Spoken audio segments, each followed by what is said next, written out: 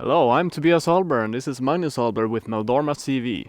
We're just sitting here out in the nice weather in the northern part of Sweden, enjoying a nice glass of water. And this is the area where Maldorma TV is taking place. So, Magnus, what is Maldorma? Maldorma means awakening in the language Esperanto. And Esperanto was a project created after the Second World War to create a second language for all countries across the globe as a step towards world peace. The project didn't work out, but the idea was good, so we picked a word from that language for our company. And Maldorma means, as I said, awakening. And that's what this podcast is going to be about, the spiritual awakening. Yeah, and we have had some really remarkable spiritual experiences taking place in this very house. So we're going to share them throughout this podcast series. So be sure to stick around. Cheers! Cheers!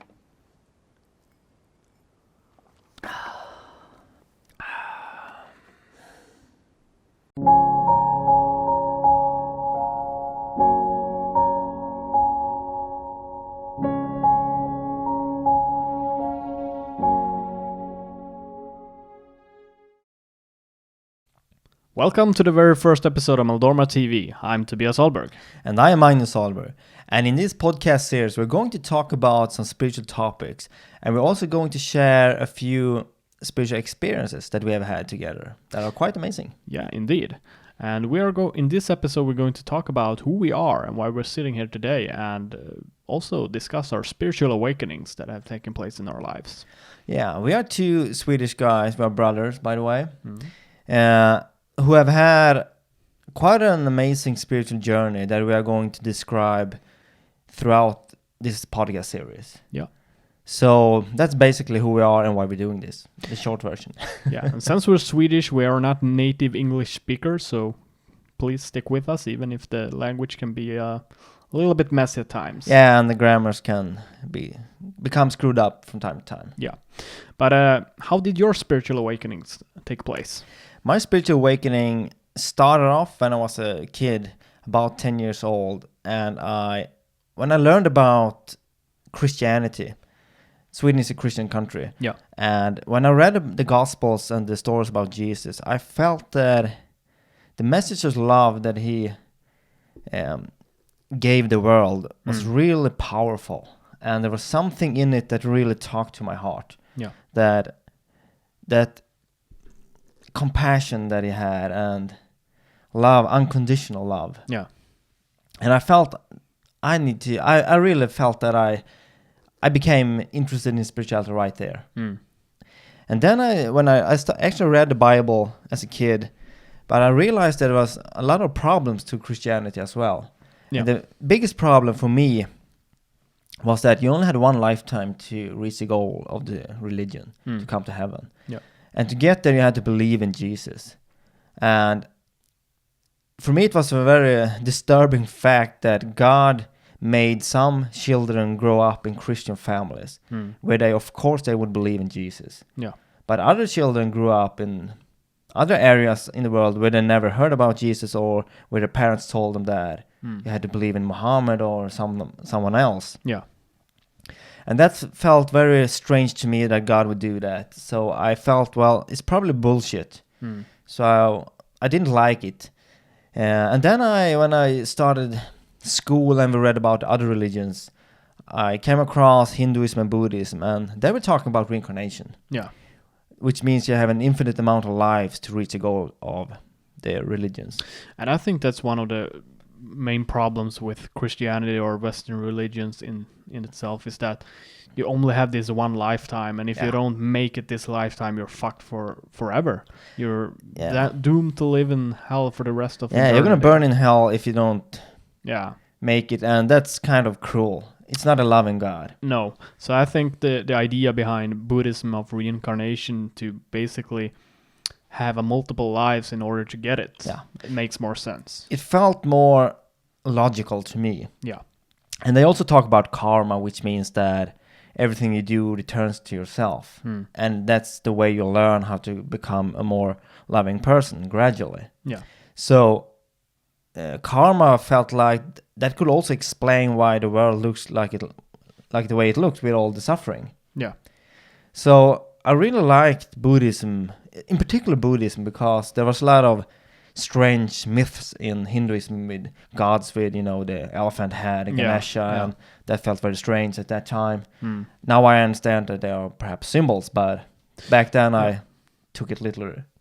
Yeah, I think it's the same thing with Christianity. I think it's a book of symbolism more than anything else. Yeah, and people tend to take it literally. Yeah, I think that makes for a lot of problems. Yeah.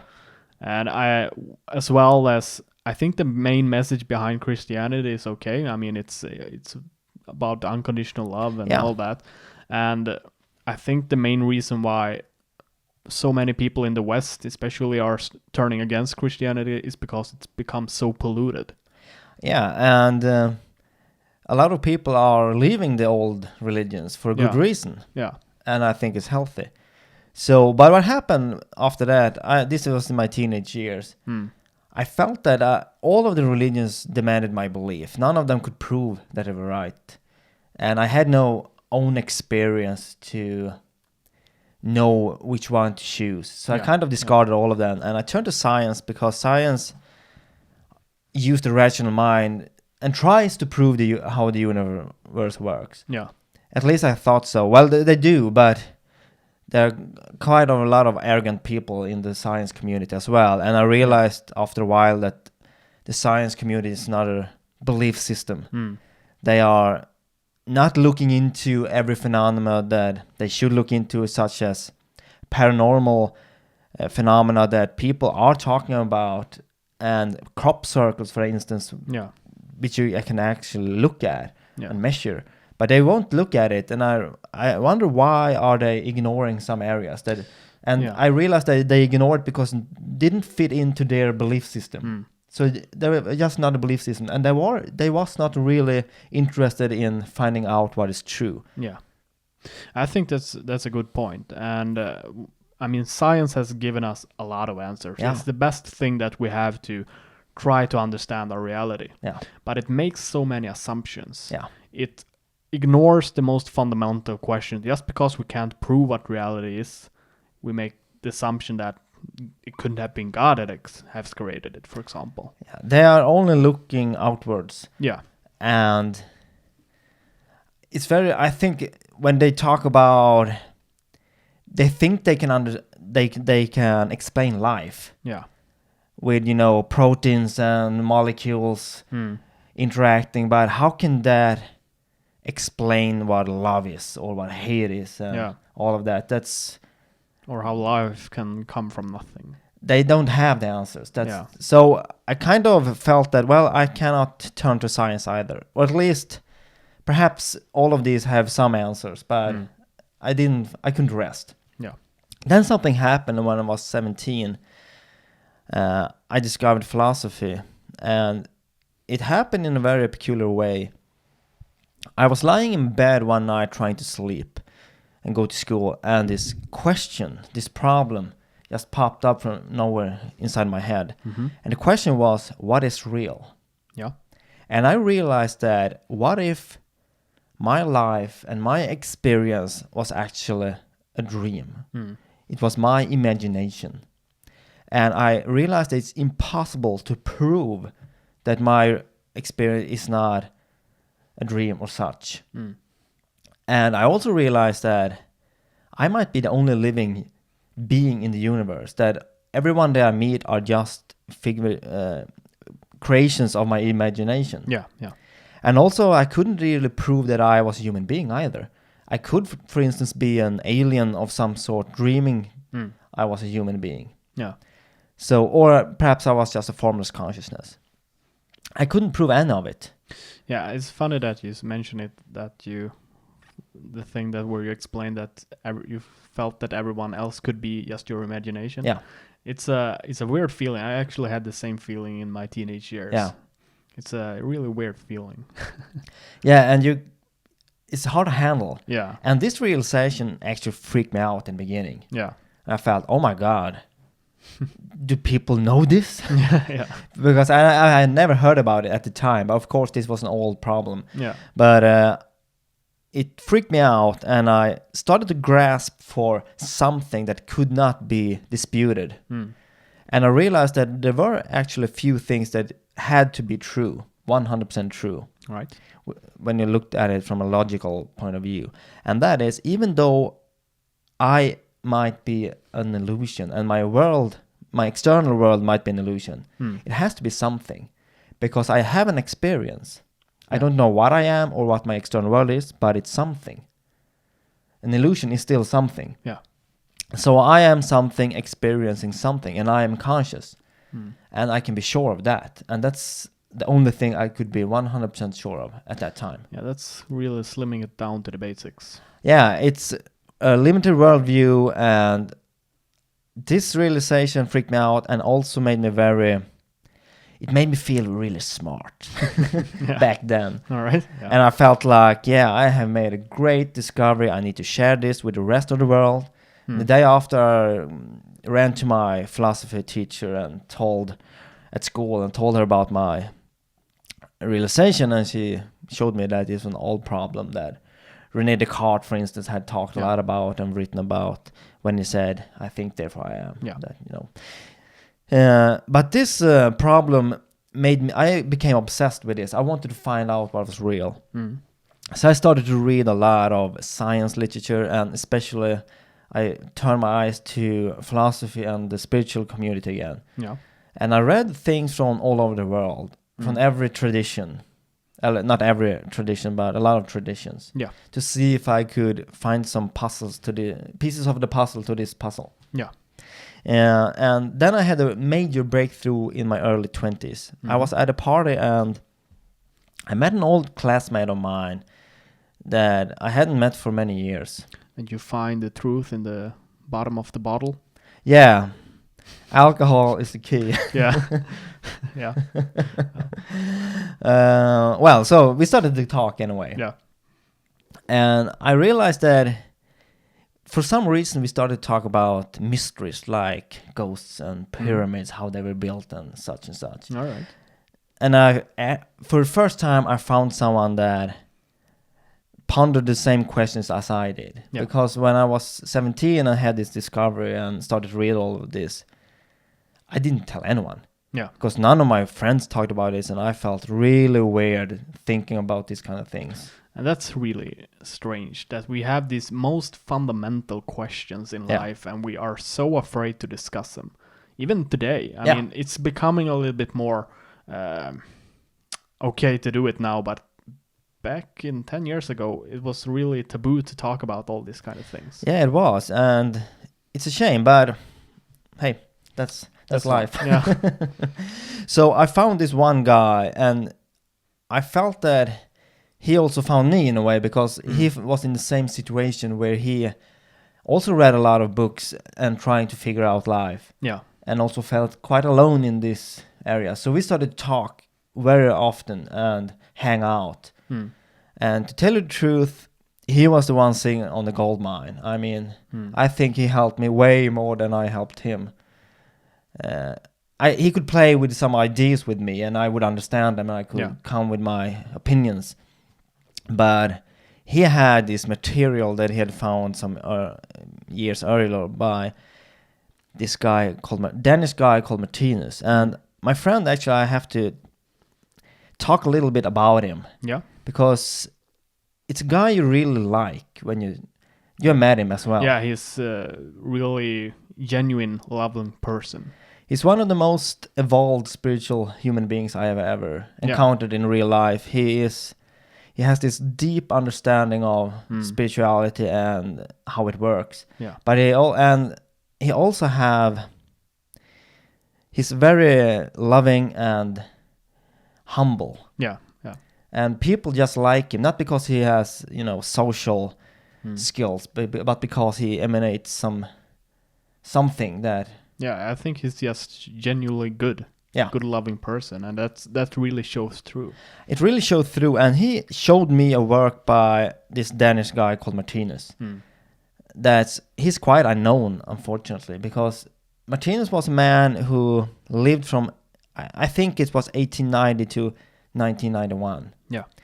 And he had an awakening when he was 30 years old, where he tried to meditate for the first time and had a great spiritual experience, which opened up his mind, and he became what the Hindus might call self-realized. Yeah. He understood what he was, what consciousness is. Yeah. And after that experience, he was in this state of mind for the rest of his life. Mm-hmm. And he wrote down, when he was in this state of mind, he could understand how the universe worked. And he wrote seven main books called the Book of Life. Okay. And his total work he calls the Third Testament. He saw it as a kind of succession to the New Testament. Yeah. And then he wrote 4 companion books to the Book of Life called The Eternal World Picture, which consists of symbols that are meant to visualize his theories. Yeah. Well, he didn't see it as the theories, and neither do I. Mm. It was kind of cosmic truth that he just wrote down. And my friend wanted me to read it, but I didn't want it in the beginning. Yeah. But he was very persistent and said, you have to read this. And finally I did. And Martinez Material gave me all of the pieces, well, not all of them, but a lot of the pieces of the puzzle. Yeah. He explained how consciousness works, what it is, how reincarnation works, and what it's supposed to do, and where consciousness is evolving towards. And I think the good thing about Martinez's work is that whereas the religions, they just explain it's like this. Yeah. And they give no explanation to it. What Martinez did, he said it's like this because. Yeah. And give all the explanations why it is like that. His first book that he released was called Logic. Yeah. And there he explained that spirituality and science can meet through logic. And you can actually explain all of the spiritual principles with logic. You can back it up with kind of rational analysis.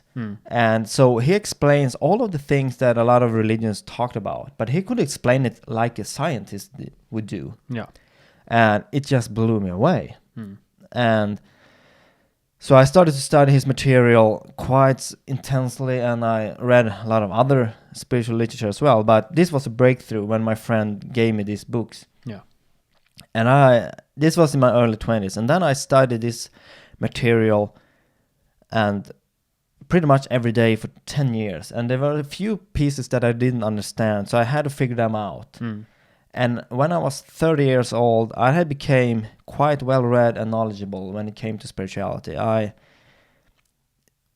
became this kind of library of knowledge when it came to theory. Yeah. Because I really wanted to understand this. But I didn't pay much attention to the practical work that you had to do. I mean, Martinez talked about that you must work on yourself to become a more loving person, but I didn't really pay attention to that. I did work on myself, but not as much as I should have done. Yeah. Because I wanted to understand it first, and I didn't have any spiritual experiences. I was just focusing on understanding reality. That was my obsession. Yeah, yeah. And he had left out a few pieces that I didn't really understand. And it took me 10 years to... I kind of twisted and turned everything he had said and other people had said. And finally I kind of understood how reality is created. And it is actually an illusion created out of consciousness. Yeah. And we're going to talk more about that later on. So...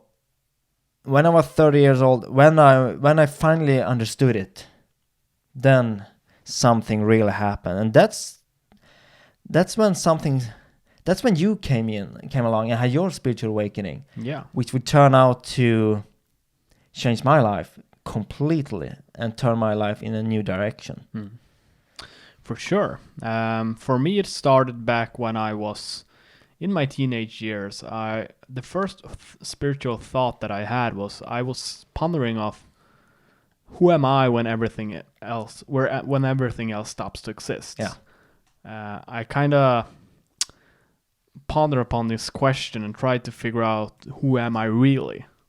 Because when you're at age 15, 14, you're supposed to find your true identity, and you try to find your identity. Yeah. And usually you go for the easy answer saying I'm a hip hopper, I'm a skater, or something like that. But I really dig deep in this question of trying to understand who am I when all the external experiences go away. Yeah, that's a really deep level. Yeah. And the funny thing here is, I didn't tell you about my spiritual interest because, as I said earlier, I felt weird. Yeah. I felt like an outsider, so I kept it to myself. But it's very funny that I had these thoughts when I was a teenager, and so did you. Yeah. And you didn't tell me about your thoughts either. No, I didn't tell anyone. So we didn't know. I didn't know you were studying these kind of things, and I had no idea. Yeah. So I pondered upon this question. I tried to find the answer, but obviously it was quite hard to find the answer to that question. It's a very tough question. Yeah. So at this around this age, you're supposed to choose a career path. Yeah. And I had no idea what I wanted to be because, I didn't know who I was. And that really made me just pick something. I just picked something that my classmates were going to pick. So I figured, I just follow them. Yeah. And this really made me go into society's plan. Yeah. So I kind of kept on going with this, and I continued with my studies for 3 years at high school, then 3 years at university. Yeah, and you studied computer. Yeah, I studied computer science for 3 years at university. Yeah. So and I felt, even when I picked up this education, I felt this isn't what I want to do. I had this feeling of but I didn't know what else I would do. Yeah, you were good at computers. So yeah. So I figured, let's work with that. I know how it works. Yeah. So that was an easy choice, easy way out. Yeah. But the more I continued with my studies, the more I fell away from these spiritual thoughts. So from the age of 15 up to perhaps 10, 15 years later, I didn't really consider spirituality at all. I was basically just trying to ignore spirituality. Yeah. I didn't believe in it at all. I was considering myself an atheist at the time. Yeah. But when I finished my education, I was kind of depressed because I didn't really know. I have studied for so long in school. Yeah. And I have done it even though I knew I didn't want to do it. Mm-hmm. So I was kind of depressed due to that fact because I didn't follow my own path in life. Yeah. But eventually I would graduate at least. So I got my first job and I moved back home. Yeah.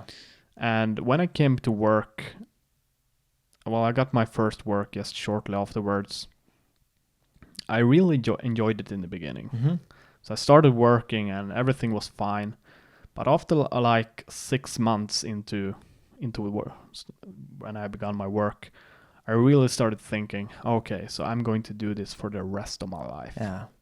And that can be a very depressing feeling. I have had that as well in my line of work. Yeah, and it really started, in the beginning everything was new, it was exciting, it was fun. Yeah. But after 6 months, it was just doing the same things all over again, just repetition of the same things. And you have this nagging feeling that there has to be something more than this. Yeah. There's something that inside of me that wants to get out, basically. Yeah, so there's, I kept doing this because I felt like this was what you're supposed to do. You're supposed to get a education, you're supposed to get a degree and then work with that the rest of your life. And it wasn't what I had expected. So after about 6 months, I was really tired of it. So, but after 1.5 years, I got promoted to promoted to manager. Yeah, I remember that. Yeah, and that was then I started thinking, maybe now when I'm a manager, because society's plan is that once you start earning a lot of money, once you get a respectable position, life is going to be super swell. Yeah, that's the lie they're selling to us. Yeah, and I achieved it at a very very young age. I think Yeah. I was 26 at the time when I was promoted as a manager. Yeah. So I thought, well, I'm already here. I reached the goal. Yeah. I'm a manager now. I'm making good money. Yeah. So, and the same thing there. First months it was really exciting with a new position and everything as well. Very learning experience as well because you're in a completely new. Yeah. I mean, yeah. So manager position itself is a learning experience. Yeah, you grow as a person for a while, of course. Yeah. But after perhaps 6 more months into that position, I had the same feeling. Yeah. And that's when I felt like, okay, this is where society tells you that this is it. Yeah. This is what you are supposed to aim for. And when I got up there, top of the ladder, if you will, Yeah. I just felt that it's just a bunch of bullshit. Yeah. It's a pure bullshit. Yeah. I didn't feel any happier. I was just working more. I was more stressed because I had to bring my work with me back home because Yeah. I had this more responsibility as well. And it just, yeah, sure, I had more money, but I wasn't happier, not at all. And I was actually, well, a few years later, I was working as a teacher for Yeah. 8 years Hmm. in the Swedish school system. Then a few years after, 1 or 2 years after you became manager, Yeah. I became a principal of a school, which is also a manager position. And I felt exactly the same thing. It's just more work, more stress. And so we kind of aligned when it came to being fed up with society's plan. Yeah. But one good thing happened with this manager position. Yeah. After about 6 months in or up to a year in this position, I attended a leadership course, which was a leadership course where we went to a bunch of seminars Yeah. every month Yeah. for half a year. So it was 6 in total. Yeah. And during the first seminar, we discussed psychology and transaction analysis and then psychoanalysis and all that. Yeah. So really try to, and it really explained how the ego is built up and how we communicate, how it's working and all that. Yeah. Basically, they explain how you from a very young age start to create your ego. Yeah, personality. Yeah, or your what- personality. So I got really fascinated by that. It really gave me an energy boost. Okay. I got really excited about it. And I remember this question that I had for a long time of who am I? Yeah, when you were a teenager. Yeah. So that kind of came back to me. Mhm. So I really started pondering upon this question again. Yeah. Because I felt when I had finished society's plan that Yeah. I was in an identity crisis. Okay. Because I felt like, all right, I've arrived here, but now what? Oh, yeah. So I had to find like a new identity. I had to find myself to Yeah. know what I wanted to do with my life. Mhm. So understanding who I was and why I was the person I was the beginning of that. Mhm. So I really got into that with these seminars. Yeah. And so I got really into philosophy after this as well. I Yeah. actually bought a book by Plato and started reading that. And that book actually became quite an important piece of literature Yeah, in many ways. Yeah. In the most profound way was when I was over at your apartment and saw the book in your Yeah. bookshelf. Yeah. And I kind of asked, do you read Plato? Yeah. Because I was very interested in philosophy, as I told you earlier. Hmm. And I also had a feeling, and I don't remember what you answered, but I remember thinking, but at this point I had studied spirituality for quite some time. Yeah. And felt that I wanted to see if I could throw something. I was thinking, I remember this, that I had a feeling that you were starting to get an interest into these topics. Yeah. And I wanted to see if I could throw you some things to see if I could help you in that direction. Yeah, and you did. You most definitely did. I mean, I had all these thoughts. I didn't have any spiritual thoughts. I guess I always had this kind of in the back of my head Yeah. question of, well, maybe it's true, or what if it's true? So I didn't really discard it completely, even though I consider my atheist at some point. But when I read Plato, I really loved it. It was really, and it was about Plato and Socrates explaining things through logic, philosophical point of view. So I got really into that. And when you saw that I had this book, you sent over a few clips. Yeah, YouTube videos or something like that. And they were about spirituality. Yeah. And I just watched the clips, and I didn't expect much. But I watched the clips, and when I watched it, I had this moment of realization. Okay. Or I think it was prior, perhaps when I was studying the philosophy and psychology. I had this thought of, who am I? Yeah. I went back to this question, and I realized that all the thoughts in my head are just creations based on my external experiences. Yeah. So, and usually I would just act upon my thoughts, Yeah. thinking I am my thoughts. But I have this realization that there's someone listening to the thoughts. Yeah. So who is that? And once I realized that there's someone listening to the thoughts, I made the conclusion that I can't be my thoughts. Yeah. I must be the guy listening to the thoughts. Yeah. So who the hell is that? Of course. Yeah. And around the same time it was around the same time that you sent over the videos. Yeah. And I watched the videos, and it was all about this about spirituality, but not explaining it from a religious point of view.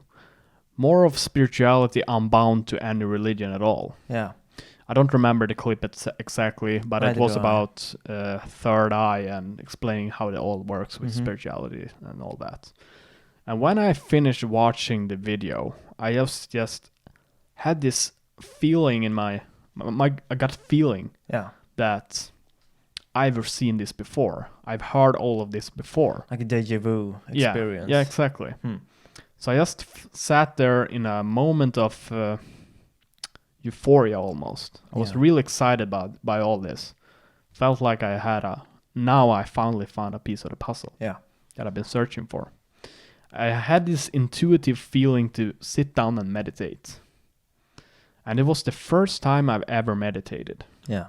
So it was really weird that I got a feeling to meditate, because I've never done it before. No. So I went into my bedroom just right after watching these videos, sat down on the bed, just sitting in the lotus position, thinking about love, because that was the main message behind the videos. Okay. That the universe is made up of unconditional love. Okay. That's the main force behind all of this. So I was just meditating on the notion of unconditional love. Yeah. And in this moment, when I was sitting there meditating, I could just feel this enormous amount of love just washing over me. Yeah. Like a big wave just washing over me, and I could just feel pure unconditional love towards everything in my surroundings. Yeah. Then I felt pure unconditional love towards myself as well. Yeah. I was just overwhelmed. I was swimming in love. Powerful. It was just an enormous amount of love that I was blown away by it. Yeah, I can imagine. So I didn't know what the hell was going on, but I was just sitting there enjoying it. Yeah. And after that, the love kind of faded away. Yeah. But I was still sitting there in this lotus position, meditating. And then something else happened. I felt this energy just starting rising from the bottom of my spine. Yeah. Slowly rising throughout my spine, just gradually going up to the top of my head. Yeah. And when it reached the top of my head, I could just feel the energy flowing out of me. Yeah. Like I was sitting there being like a power plant. Yeah. The energy was just flowing through me, and I just sat there and I just enjoyed every moment of it.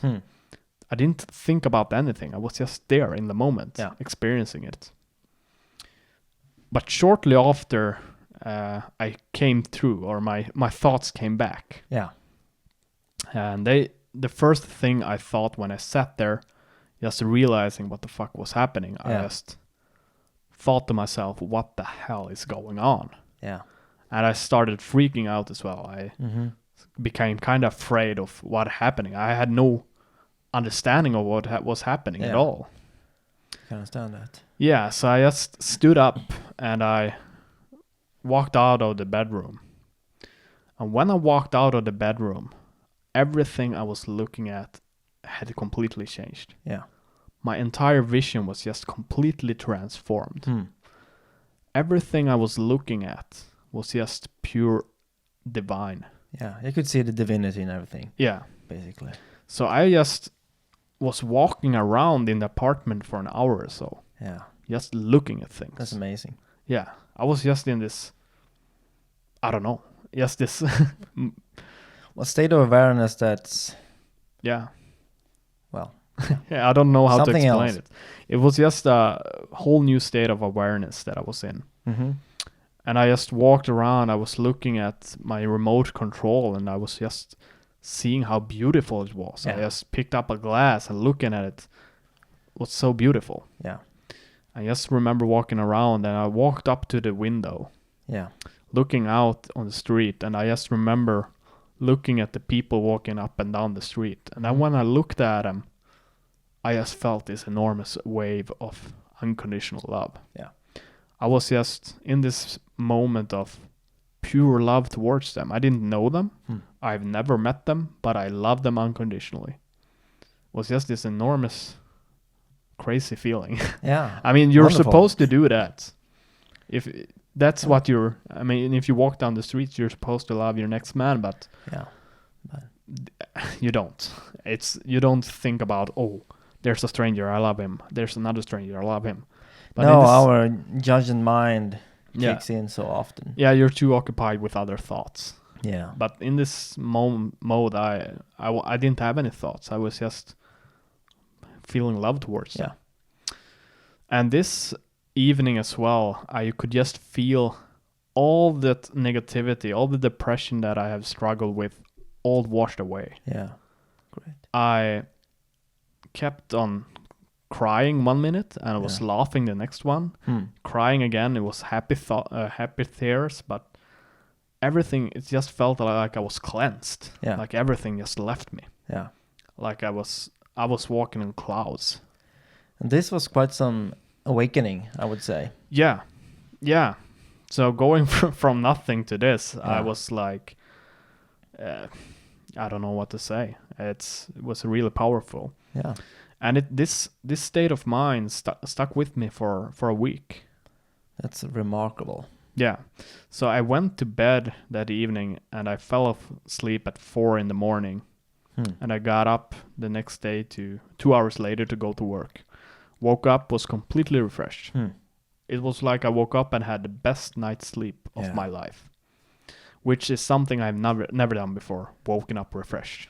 I don't know what it feels like. I felt it once. It was great. Yeah. Never I hope done- I will experience that at one point. Yeah. So I went to work and same thing there. I was just sitting there watching people, looking around. I didn't do anything that day. I was just looking at things. Yeah. And I just remember when I was standing there doing these mindless tasks that I get paid to do. Yeah. I just felt like this is what I'm supposed to do. Yeah. There's something else to life than this. This is not what I'm supposed to do. It was so clear when I was in this state of mind. Yeah. And this experience really changed things. I called you up as well, described just a portion of what happened because I was still freaked out about it and I didn't want to tell the whole truth.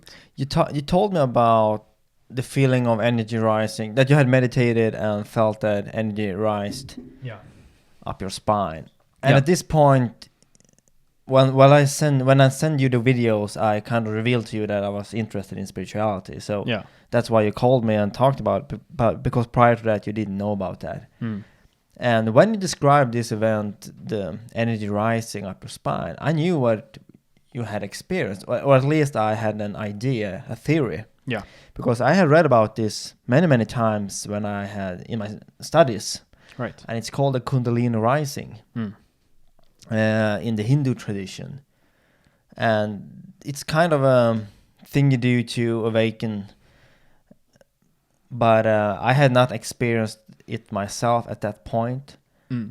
But I had read about it, and it sounded like it. So I remember thinking that, okay, I need to talk to you and guide you into when it came to the theory about it, because at the point I had not had any spiritual experiences to talk about. I had 2 minor ones.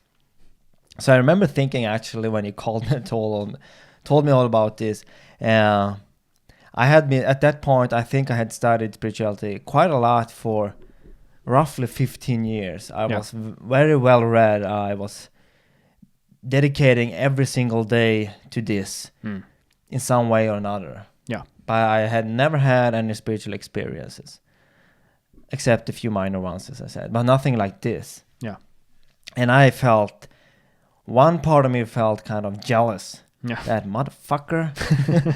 First time meditating, having this experience. Yeah, I had tried meditation hundreds of times at that point and never had any experience. Didn't have the patience to meditate. My mind was just going off, on and off all the time. So I gave it up, and I felt, well. But then I felt also that I thought it was very cool that my brother had this experience, and I really wanted to see what it will lead to. Yeah. And that feeling was much stronger than the jealousy thing. I mean, that kind of faded away immediately. Yeah.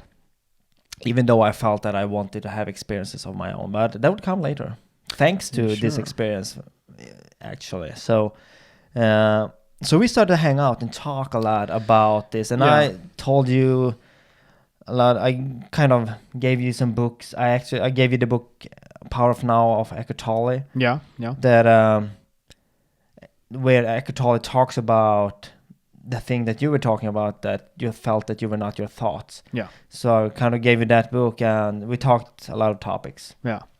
And that's the thing I just have to highlight, is the importance of actually having someone to talk about this. Yeah, okay. With after this experience. I'm sure there's people who have this kind of experiences, but they just have them and ignore them and put them acting like they're crazy. Yeah. They think they're crazy.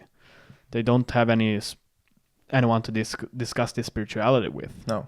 So that was a really enormous help to have someone just to explain what happened and just get an explanation to it. Yeah. And for me, your experience kind of gave me an energy boost. Yeah. Because I had studied so much and I understood things in theory, but I also felt that I need to move on spiritually in another direction, but I didn't really know what to do. Yeah. And it's funny that you mentioned the power of now, because that would generate another spiritual experiences just shortly afterwards. You sent it over, the suggestion, and I got it on audiobook, and I was listening to it one evening, and I was just lying there in bed listening to it, and I was just mesmerized. I was just, it was really powerful. But the day after I continued to listen to it, a friend of mine called me and asked if I could pick him up at the airport. So I said, sure, I can do that. And I put on the audiobook. I had 1 hour left on the tape, and it took 1.5 hours to drive to the airport. So I figured that was good. So I listened to the audiobook when I was in the car driving to the airport. And it was all about being in the now, as the name suggests. Yeah. And after finishing listening to it, I was just thrown in this state of awareness again. Yeah. Back to that similar experience. I was just, everything I was looking at, I couldn't create a thought in my head. It was just completely blank. I was just completely in the now, and everything present. I was completely present. Everything I was looking at was just looking divinity as well.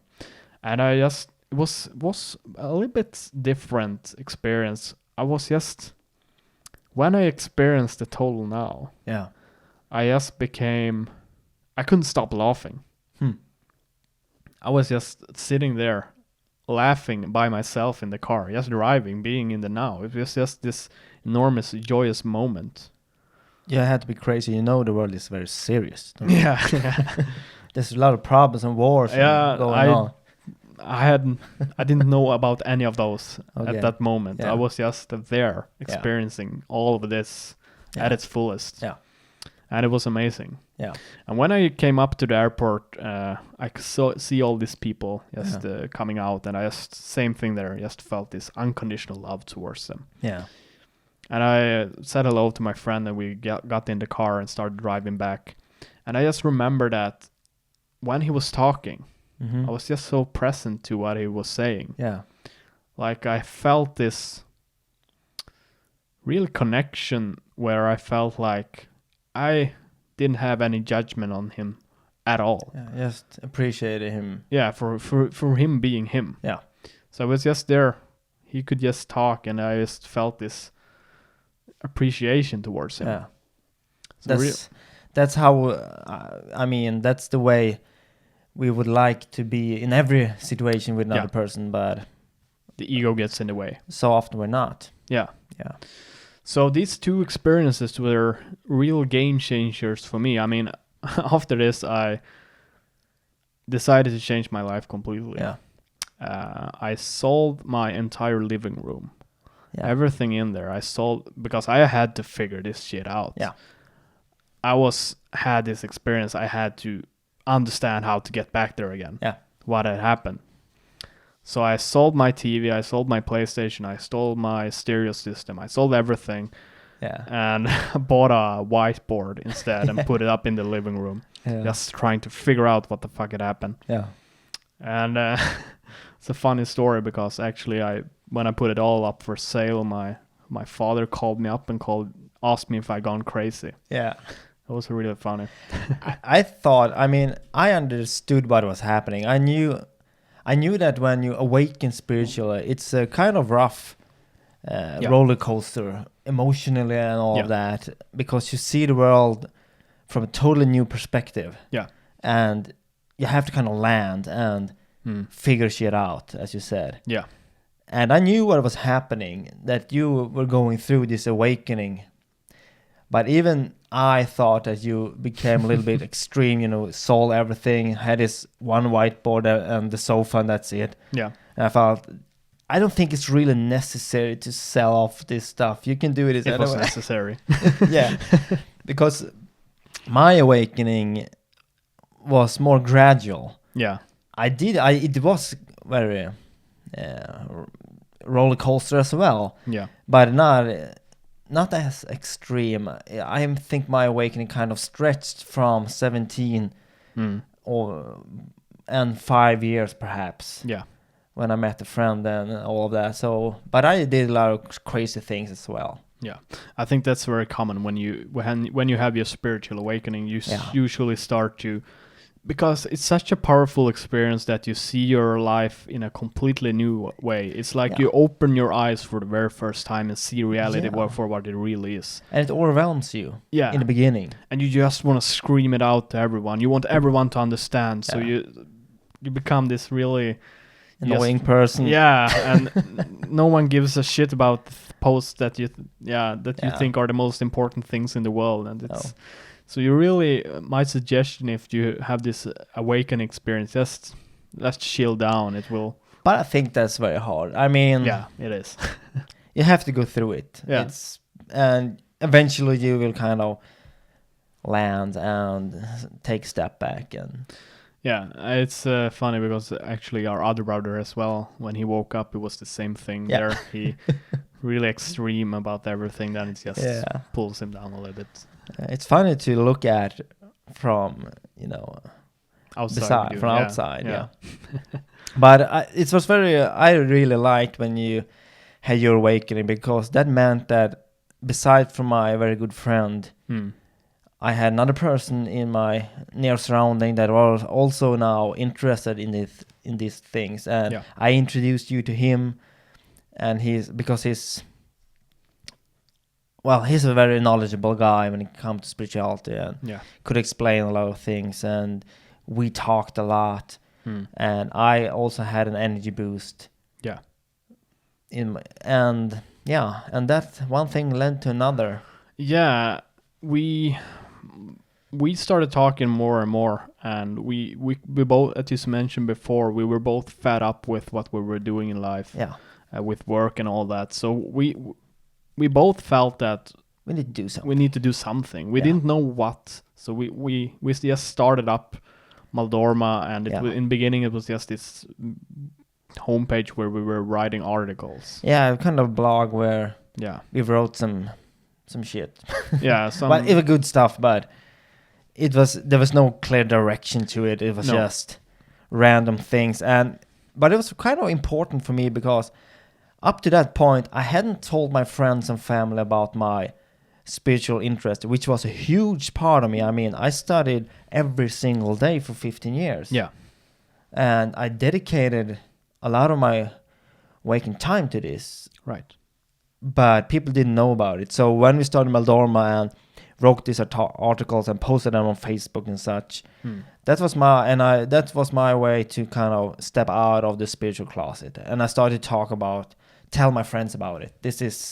I like this, and I have been studying this for a lot of time. Yeah. So I think it was an important phase as well. Yeah, most definitely. But it wasn't very productive, I think. But things would definitely change and turn into a different direction shortly afterwards. This was only the beginning, and in the next episode we are going to talk about what happened next. And this was just the story about our awakenings. Yeah. From here on, things really took off, and your spiritual experiences turned out to be just the beginning. And I started to have my own experiences. We had experiences that we shared. Yeah. They were so amazing, and you have to listen to it. So be sure to look out for future episodes. Yeah. You can all find them on maldorma.com. That's where we post all the videos. Yeah. There's some other juicy stuff there as well. Be sure to also check out Magnus's book, The Illusion. Yeah, I wrote a book about the spiritual theories that I have compiled over the years in my studies. It's basically about what consciousness and reality is. The question that I became obsessed with. The answers to that question in the first part. Then the second part is about our experiences. Right.